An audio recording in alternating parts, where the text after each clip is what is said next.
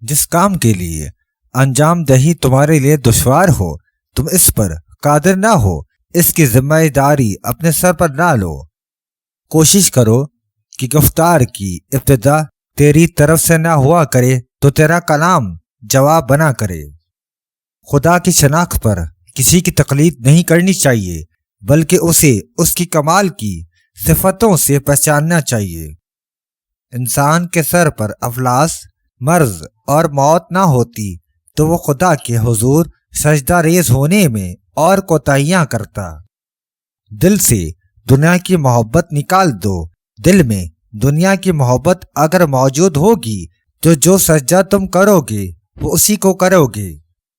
جو کھانے پینے میں اپنے حساب نہ کرے حیوانوں کی طرح ہے۔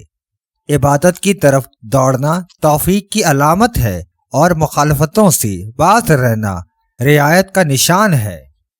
تصوف ایک دریا ہے اور مرشد کامل ایک ملا جس کے بغیر کشتی میں بیٹھ کر دریائے وحدت کے پار نہیں اترا جا سکتا۔ نفس امارہ جاگتے ہوئے ہاتھی کی طرح جس پر قابو پانا بہت ہی مشکل ہے۔ محبوب حقیقی کو پانے کا واحد راستہ دنیاوی اسباب کو خدا کی راہ میں لوٹانے سے ہی ملتا ہے۔ اندر کے زخموں کو پریم دھاگوں سے سینے کا عمل بےحد اذیت ناک ہوتا ہے۔ یاد رکھو، اگر عشق الہی کی دولت چاہتے ہو تو دنیاوی اور خواہشات سے ہاتھ دھو لو۔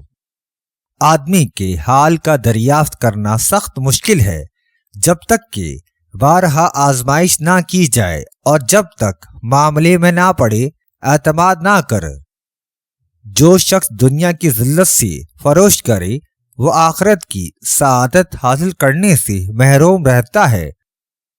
جو کوئی زمانے شباب میں جواں مردی کرے تو ہنر اس کے شباب پر عائد ہوتا ہے، جیسے کہ شراب جائز نہیں مگر حدود مرض ہے۔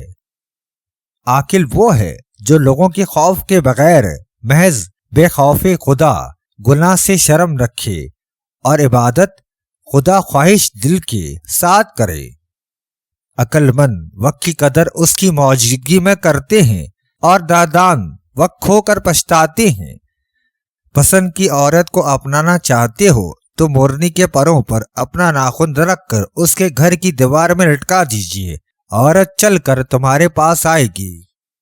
یاد رکھو، وہ جو اپنا تمام اثاثہ قسمت آزمائی اور حسن اتفاق کے بھروسے لگاتا ہے، اکثر اوقات محتاج و مفلس ہو جاتا ہے۔